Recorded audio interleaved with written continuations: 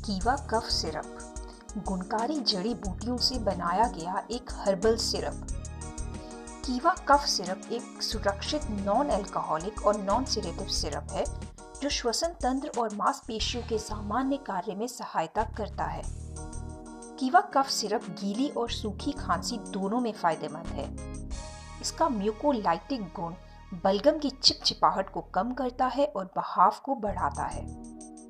Anti allergy, रोगाणुरोधी और प्रतिरक्षा संशोधित के गुणों से यह खांसी से राहत प्रदान करता है। कीवा कफ सिरप श्वास नाली को साफ रखने में मदद करता है। इसमें मौजूद हैं अडातुरा वसिका, ओसिम संक्टम, पाइपर लौंग, जिंगीबेर ऑफिसिनाले, सोलेनम जंथोकार्पम, हेडिकायम स्पिकाटम, मेंथा, पाइपेरेटिम और शहद। लाभ: खांसी को नियंत्रित करता है, गले की खराश से राहत देता है, सांस लेने की कठिनाई को दूर करता है, छाती में तनाव को दूर करता है।